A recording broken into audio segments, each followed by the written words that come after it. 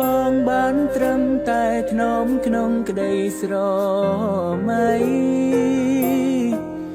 តើខ្ញុំគួរតែធ្វើយ៉ាងណាមានអោកាំងបានក្បែរជីវាជាគូកបស្រីឬខ្ញុំគ្មានសំណាងបានត្រឹមតែលួចមើលស្រីគយគុណបងទាំងស្រងចរណៃក៏មានក្តីសុខគេជាទេពយុរាចំណែកឯខ្ញុំត្រឹមជាកូនចាប់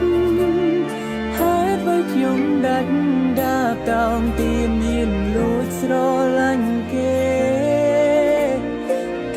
ជាកូនមន្ត្រីចំណែកឯខ្ញុំរាសាមញ្ញទេហើយអ្វីស្នេហ៍គេត្រឹមសត្វចន្លេនដែលលួចស្នេហ៍ច័ន្ទ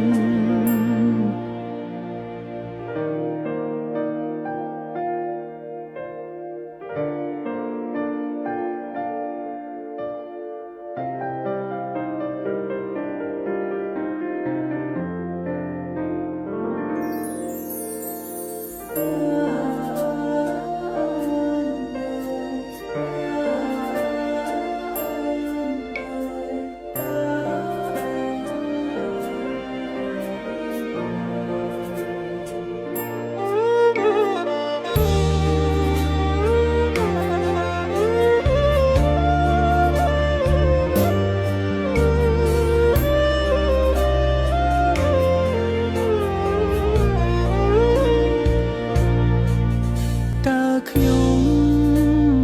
គួរតែធ្វើយ៉ាងណាមានអោកាំងបានក្បែរជីវាជាគូកបស្រីឬខ្ញុំគ្មានសំណាងបានត្រឹមតែលួចមើលស្រីគយគុណបងទាំងស្រងចរណៃក៏មានក្តីសុខ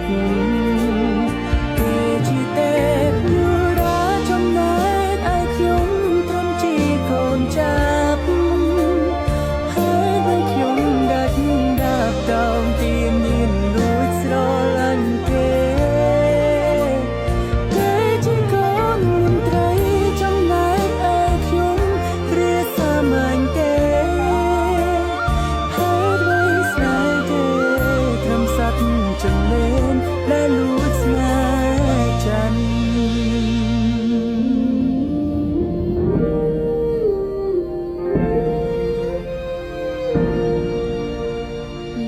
មិនទេពយុរាចងកាយហត្ថាចាប់ដូចរូបបង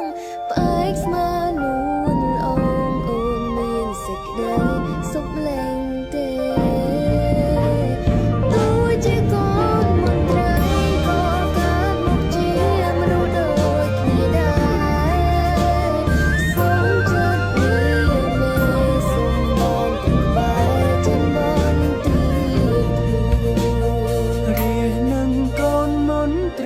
សូមភ្ជាប់និស្ស័យ